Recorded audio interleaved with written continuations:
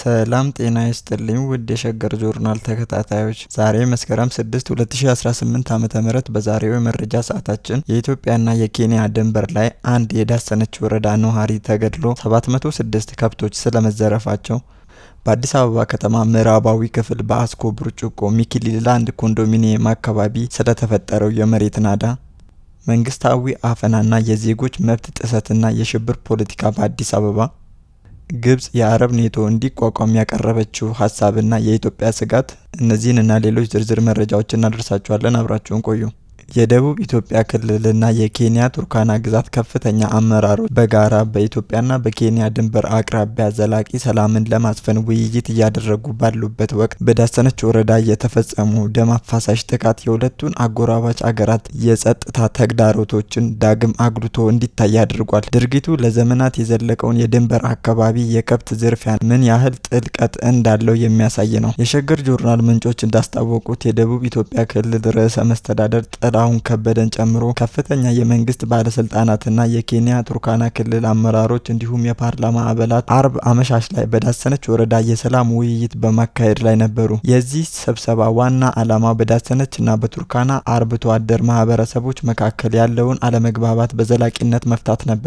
ይሁን እንጂ ውይይቱ በተካሄደበት ወቅት ከኬንያ ቱርካና ግዛት በኩል የመጡ ታጣቂዎች በድንገት ጥቃት ከፍተዋል። በጥቃቱ አንድ አርብቶ አደር ህይወቱን ያጣ ሲሆን 706 የሚሆኑ ከብቶች ተዘርፎ ወደ ኬንያ መወሰዳቸውን ነዋሪዎች ገልጸዋል። ይህ ክስተት የዳሰነች ማህበረሰብ ብቻ ሳይሆን በሁለቱ አገራት መካከል ያለውን የጋራ የጸጥታ ትብብር ጥያቄ ውስጥ የሚከት ነው። የዳሰነች ወረዳ ነዋሪዎች ይህንን ጥቃት የሁለቱን አገራት ከፍተኛ አመራሮች በቦታው ላይ በነበሩበት ወቅት መፈጸሙ ችግሩ ምን ያህል ስር እንደሰደደ የሚያሳይ እንደሆነ ተነግሯል። የኛውን ከብቶች እያረዱ ስጋቸውን እየበሉ ፎቶና ቪዲዮ የሚያሳዩንም አሉ የሚለው የአርብቶ አደሮች ምሬት የደረሰባቸውን ስነልቦናና ኢኮኖሚያዊ ጉዳት ጥልቀት የሚያመለክት ነው። ለአርብቶ አደር ማህበረሰብ ከብት የኢኮኖሚ ብቻ ሳይሆን የባህልና የማንነት መሰረት ነው። የከብት ዝርፊያ በቀጥታ የቤተሰብን ደህንነት የሚያናጋና ማህበረሰቡ ወደ ረሃብና ድህነት ውስጥ የሚጥል ነው። የዳሰነች ወረዳ ምክትል አስተዳዳሪና የሰላምና ጸጥታ ጽህፈት ቤት ኃላፊ አቶ ኡመር ናኩዌ በአካባቢው የተፈጸመውን ጥቃት አረጋግጠው ታጣቂዎቹ ወደ ቱርካና፣ ሌዋና፣ ኮኩሮ እና ናፔክር አካባቢዎች ማምለጣቸውንም ገልጸዋል። ከዚህ በተጨማሪ በሁለቱ ማህበረሰቦች መካከል የተዘረፉ ንብረቶችን የመመለስ ልምድ ፍትሃዊ አለመሆኑን በመግለጽ ከኬንያ በኩል የተወሰዱ ከብቶችን ያለመመለስ ልምድ እንዳለም ተናግሯል። ይህ የመተባበር ክፍተት የሁለቱ አገራት መካከል ያለውን የጸጥታ ተቋማት የጋራ ምላሽ መስጠት መቻል ላይ ጥያቄ ያስነስቷል። ሸገር ጆርናል ያነጋገራቸው የቱርካና ግዛት የጸጥታ ዘርፍ ኃላፊ ጆርጅ ኦሪና ጥቃቱ መፈጸሙን እንዳሳዘናቸው ገልጸው የተወሰዱ ከብቶችን ለማፈላለግና ለማስመለስ ቃል ገብተዋል። ነገር ግን በሁለቱ ማህበረሰቦች መካከል እንዲህ አይነቱ የከብቶች መሰራረቅ የተለመደ ነው በሚል የሰጡት አስተያየት ችግሩ ላይ የሁለቱ ወገኖች መካከል ያለውን የአመለካከት ልዩነት የሚያሳይ ነው። የደቡብ ኢትዮጵያ ክልል ሰላምና ጸጥታ ቢሮ ኃላፊ አቶ ወገን ብዙነህ ስልክ ባለማንሳታቸው ከክልሉ መንግስት ተጨማሪ መረጃ ለማግኘት ያደረግነው ጥረት አልተሳካም። ለዚህ ዘላቂ ችግር መፍትሄ የጸጥታ ኃይሎች ማሰማራት ብቻ ሳይሆን የአካባቢው ማህበረሰቦች ስነ ልቦናና ኢኮኖሚያዊ ችግሮችን በመረዳት እና ምላሽ በመስጠት መሆኑን የዘርፉ ተንታኞች ይገልጻሉ። ለምሳሌ የድንበር አካባቢ ውሃና ግጦሽ እጥረት ችግርን በጋራ መፍታት፣ የጋራ የጸጥታ ግብረ ኃይል ማቋቋምና የመረጃ ልውውጥን ማሻሻል ዘላቂ መፍትሄ ሊሆኑ ይችላሉ።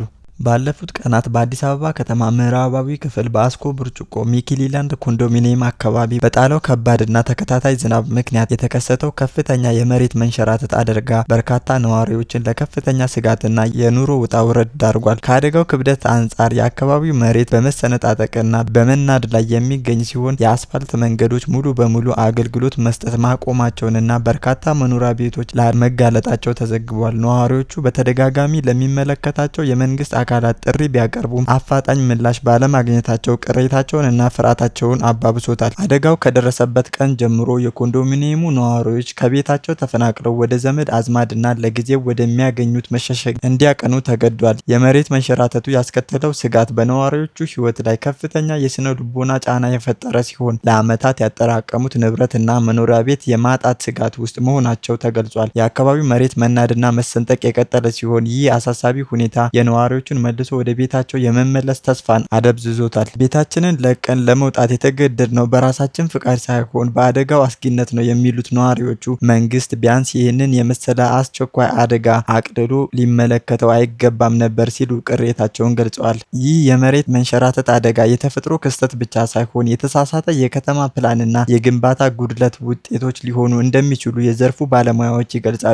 በከተማ ልማት ዘርፍ አማካሪ የሆኑት አቶ ታደሰ ግዛው እንደገለጹት አደጋው በተከሰተበት አካባቢ ያለው ሰፈር ለዝናብና ውሃ በቀላሉ የማይቋቋምና የመንሸራተት ባህሪ ያለው ወይንም ለስላሳ በመሆኑ የተጠናከረ የፍሳሽ ማስወገጃና የመከላከያ መዋቅር ሳይገኝ በጅምላ ግንባታ መካሄዱ የችግሩ ዋነኛ መንስኤ ሊሆን ይችላል ብለዋል። የኮንዶሚኒየም ቤቶች ግንባታ ከመጀመሩ በፊት የመሬቱ የጂኦሎጂ ባህሪ በጥልቀት የማጥናት ሂደት አነስተኛ መሆኑ ወይንም ሙሉ በሙሉ አለመኖሩ ለዚህ አደጋ አስተዋጽኦ ማድረጉን ጠቁመዋል። ይህ ለወደፊት ግንባታዎች ከፍተኛ ትኩረት ሊሰጥባቸው እንደሚገባ የሚያሳይ ነው። ምንም እንኳን የአደጋው ሁኔታ አሳሳቢና ሕዝብን በቀጥታ የሚነካ ቢሆንም ከአዲስ አበባ ከተማ አስተዳደር ወይንም ከሚመለከታቸው ሌሎች አካላት በይፋ የተሰጠ መግለጫ የለም። ይህ የመንግስት ዝምታ የዜጎችን ስጋት ከመጨመር ባለፈ የመንግስትን የአደጋ ዝግጁነትና የዜጎችን ደህንነት የመጠበቅ አቅም ላይ ጥያቄ እንዲነሳ አድርጓል። ነዋሪዎቹ መንግስት አደጋውን በቸልተኝነት ሳይመለከተው በአፋጣኝ የተጎዱ ቤተሰቦችን በመደገፍና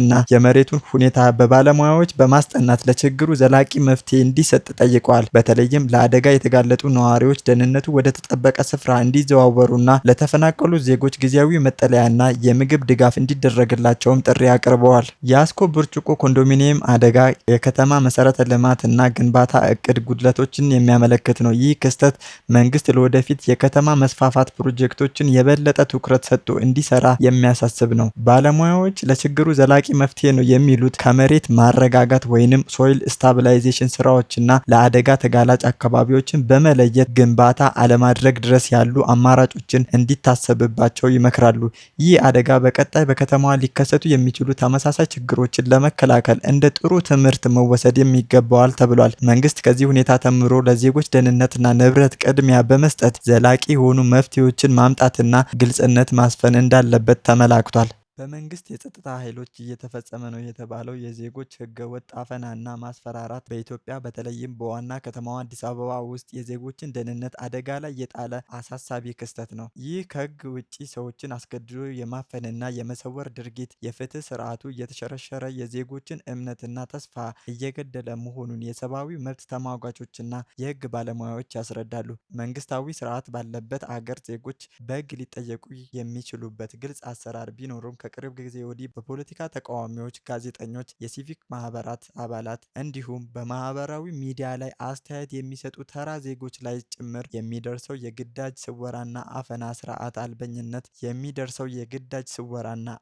ስርዓት አልበኝነትን እንደሚያንጸባርቅ ባለሙያዎች ይናገራሉ። ይህ ሁኔታ ዜጎች በሚያምኑበት ህገ መንግስት ላይ እምነት እንዲያጡም ያደርጋል። የፖለቲካ ምሁሩ ዶክተር አደም ካሴ እንደሚሉት መንግስት የራሱን ፍላጎት ለማስፈጸም የፈጠረው ይህ የፍርሃት ድባብ በዜጎች መካከል ከፍተኛ ስነልቦናዊ ጫናና መደናገጥን ፈጥሯል። ይህን የአፈና ድርጊት የሚፈጽሙት የጸጥታ ኃይሎች በህዝብ ላይ ብቻ ሳይሆን በመንግስት መዋቅር ውስጥ ባሉ ግለሰቦች ላይ ጭምር ፍርሃትን ለመንዛት ነው። ይህም መንግስታዊ ምስጢርን የሚያወጡ ወይንም ከመንግስት አቅጣጫ የሚያፈነግጡ ሰዎች የከፋ እጣ እንደሚገጥማቸው ለማስገንዘብ ያለመ የሽብር ፖለቲካ ነው ሲሉ ዶክተር አደም ካሴ አሁን ያለውን ሁኔታ አብራርተዋል። የሰብአዊ መብት ተሟጋቹ አቶ ያሬድ ኃይለማርያም በበኩላቸው የግዳጅ አፈና ዋነኛ ዓላማው በሰዎች እና በቤተሰቦቻቸው ላይ ከፍተኛ ጫና መፍጠር ነው ብለዋል። ይህ እርምጃ ሰዎችን በህግ መንገድ ማስጠየቅ ባልተቻለበት ሁኔታ ኃይልን በመጠቀም ፍርሃትንና ሽብርን ለመፍጠር የሚደረግ ሙከራ ነው። አፋኝ ኃይሎቹ ከዚህ በኋላ ከቀጠላችሁበት የከፋ ነገር ይገጥማችኋል የሚል ማስጠንቀቂያም ያስተላልፋሉ። ይህ ደግሞ አጠቃላይ ህዝቡ በራሱ አስተያየቶችና ድርጊቶች ላይ እንዳይተማመን ያደርገዋል ሲሉ አስተያየታቸውን ገልጸዋል። አፈናውን የሚፈጽሙት ማንነታቸው የማይታወቁ ፊታቸውን የሚሸፍኑ የፖሊስ ወይንም የወታደር ልብስ የሚለብሱ ሰዎች በመሆናቸው በህዝቡ ዘንድ ፍርሃትንና ግራ መጋባትን ፈጥሯል። ቤተሰቦች የታፈኑባቸው ልጆቻቸውን ወይንም ዘመዶቻቸውን ለማግኘት ለህጋዊ ፖሊስ ወይንም የደህንነት አካላት ለሚያቀርቡት ጥያቄ የሚሰጣቸው መልስ የምናውቀው ነገር የለም የሚል መልስ ነው። ይህ ሁኔታ በአንድ በኩል የሚጠብቃቸው አካል የጠፋ መሆኑን የሚያሳይ ሲሆን፣ በሌላ በኩል ደግሞ አፈናው የሚፈጸመው በተለየና ከህግ ውጪ በሆነ የሆነ የመንግስት አካል እንዳለ ይጠቁማል። ይህን ድርጊት የሚፈጽሙ አካላት ህጋዊውን የፍርድ ሂደት ስለማይከተሉ በህዝቡ ዘንድ በተቋማት ላይ ያለውን እምነት እንዲጠፋ አድርጓል። ህገወጥ ቡድኖች ሲያፍኑ መፍትሄው መንግስት ነው ይባል ነበር። አፋኙ መንግስት ሲሆን ግን ወዴት ይኬዳል ሲሉ አቶ ያሬድ ኃይለማርያም የችግሩን ጥልቀት ገልጸዋል። የሰብአዊ መብት ተሟጋችና የህግ ባለሙያዎች እንደሚሉት የግዳጅ አፍና በኢትዮጵያ መንግስት ላይ ከፍተኛ አደጋን ያስከትላል። ይህ ድርጊት የህግ የበላይነትን የሚሸረሽር፣ ስርዓት አልበኝነትን የሚያሰፍን እና በህዝብና በመንግስታዊ ተቋማት መካከል ያለውን ግንኙነት የሚንድ ነው። በመደበኛው የህግ ስርዓት ተጠያቂ ሊደረጉ የማይችሉ ግለሰቦች በኃይል የማስገደድ አካሄድ አምባገነኖች የሚጠቀሙበት ዘዴ ሲሆን ለወንጀል መባባስን በር የሚከፍት ነው። ይህ ስርዓት አልበኝነት በመንግስት መዋቅር ውስጥ መግባባት እንዳይኖርና ራሱ መንግስትን የመበተን አቅም እንዳለውም ስማቸው እንዳይጠቀስ የጠየቁ አንድ የህግ ባለሙያ አስጠንቅቀዋል። በአጭሩ መንግስት የራሱን ተቃዋሚዎች ለማፈን የተጠቀመበት ዘዴ በመጨረሻም ራሱን የሚበላ አደገኛ አካሄድ እንደሆነም ተጠቁሟል። በአሁኑ ወቅት ዜጎች በታጣቂዎችና በራሳቸው መንግስት መካከል ከፍተኛ ፍርሃት ውስጥ ይገኛሉ። ደህንነትን ሊሰጥ የሚገባው አካል ራሱ አስፈሪ ሲሆን በየትኛውም ስፍራ የነጻነትና የደህንነት ስሜት አይኖርም። ይህም ከጊዜ በኋላ ለከፋ ግጭትና አገራዊ ምስቅልቅል ሊዳረገን ይችላል። የግብጽ ፕሬዝዳንት አብዱልፈታህ አልሲሲ የአረብ ሀገራት ወታደራዊ ጥምረት ወይንም የአረብ ኔቶ እንዲመሰርቱ ማሳሰባቸውን ተከትሎ የዚህ እርምጃ መዘዝ በአፍሪካ ቀንድና በተለይም በኢትዮጵያ ላይ ሊያስከትል የሚችለው ተጽዕኖ የበርካቶችን ትኩረት ስቧል። ይህ የጥምረት ሀሳብ በተለይም ከኢትዮጵያ ጋር ያለው የአባይ ወንዝ ጉዳይ ውጥረት ባለበት ወቅት መቅረቡ የዲፕሎማቲክ ተንታኞችን እያነጋገረ ነው። የሊባኖስ ጋዜጣ አል አክባር እንደዘገበው ከሆነ ፕሬዝዳንት አልሲሲ ይህንን ሀሳብ ያቀረቡት በመካከለኛው ምስራቅና በአፍሪካ ቀንድ ውስጥ የደህንነት ስጋቶች እየጨመሩ መጥተዋል የሚል ነው። የአረብ ሊግ በዋናነት የንግድና ኢንቨስትመንት ላይ ትኩረት የሚያደርግ በመሆኑ አሁን ለተፈጠረው የደህንነት ስጋት መፍትሄ ለመስጠት የሚያስችል የጋራ ወታደራዊ ኃይል መመስረት ወሳኝ መሆኑን ግብጽ ገልጻለች። ይህ ጥምረት ልክ እንደ ሰሜን አትላንቲክ ጦር ቃል ኪዳን ድርጅት ኔቶ አይነት መዋቅር እንዲኖረውም ታሳቢ ተደርጓል። ይህ እቅድ ከ10 ዓመታት በፊት በማርች 2015 በየመን የእርስ በርስ ጦርነት በተቀሰቀሰበት ወቅት የውይይት መድረክ ላይ የተነሳ ቢሆንም በወቅቱ የአባል ሀገራት የጋራ ኃይሉ ስልጣን ላይ ባለመስማማታቸው ሳይሳካ መቅረቱ ይታወሳል። አሁን ግን ፕሬዝዳንት አልሲሲ በኳታር ዋና ከተማ ዶሃ በተካሄደው የአረብ ሙስሊም ሀገራት ስብሰባ ላይ ዳግም አንስተው ከመሪዎች ጋር እየተወያዩበት እንደሆነ ተዘግቧል። ግብጽ ለዚህ ወታደራዊ ጥምረት ያላት ጉጉት በኢትዮጵያ ዘንድ ጥያቄዎችንና ስጋትን አስነስቷል። ምንም እንኳን የሀሳቡ ዓላማ በክልሉ ያለውን አለመረጋጋት ለመግታት ቢሆንም የአባይ ወንዝ ውሃ ክፍፍል ላይ ከኢትዮጵያ ጋር ያላትን ፍጥጫ ይህንን የጋራ ኃይል በኢትዮጵያ ላይ ጫና ለመፍጠር ልትጠቀምበት እንደምትችል የብዙዎች ግምት ነው። የታላቁ የኢትዮጵያ ህዳሴ ግድብ ግንባታ በተመለከተ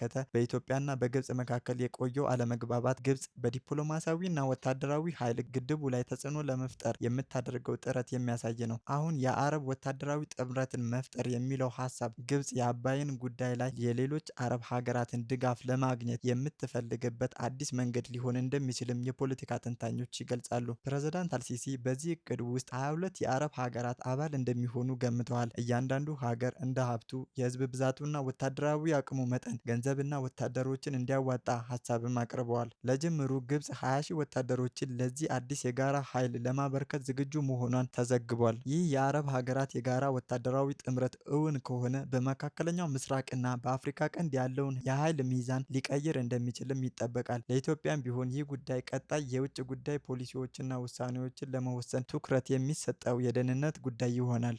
ሳንድፎርድ ዓለም አቀፍ ትምህርት ቤት የ2018 የትምህርት ዘመን ክፍያ በዶላር ወይንም ክፍያው በሚፈጸምበት ዕለት ባለው የውጭ ምንዛሬ ተመን መሰረት እንዲከፈል ማሳሰቡን ተከትሎ የተማሪ ወላጆች ቅሬታቸውን አሰሙት። ትምህርት ቤቱ ይህንን መመሪያ የማይከተሉ ተማሪዎችን እንደማይቀበልና በምትካቸው ሌሎችን እንደሚመዘግብ መግለጹ ውዝግቡን አባብሶታል። በውዝግቡ ላይ ወላጆች ለትምህርት ምዘናና ስልጠና ባለስልጣን ቅሬታ ካቀረቡ በኋላ ባለስልጣኑ ለሳንፎርድ ዓለም አቀፍ ትምህርት ቤት ማብራሪያ እንዲሰጥ በደብዳቤ ጠይቋል። በደብዳቤውም ትምህርት ቤቱ በዶላር ወይንም በብር ክፍያ እንዲፈጸም መጠየቁንና ክፍያውን ያልፈጸሙ ተማሪዎችን እንደሚያሰናብት መግለጹ የትምህርት ሂደቱን ሊያስተጓጉል እንደሚችል ተመላክቷል። በዚህም መሰረት ባለስልጣኑ በ10 ቀናት ውስጥ ማብራሪያ እንዲያቀርብ ለትምህርት ቤቱ አዟል። ከዚህ በተጨማሪም ጉዳዩ ተጣርቶ መመሪያ እስኪሰጥ ድረስ ትምህርት ቤቱ ከክፍያ ጋር በተያያዘ ምንም አይነት ጭማሪ እንዳያደርግና የተማሪዎችን ትምህርት እንዳያቋርጥ ወይንም እንዳያስተጓጉል አስጠንቅቋል። ትዕዛዙ ካልተፈጸመ ከተፈጸመ በትምህርት ሚኒስቴር መመሪያ መሰረት የፍቃድ ስረዛ እርምጃ እንደሚወሰድና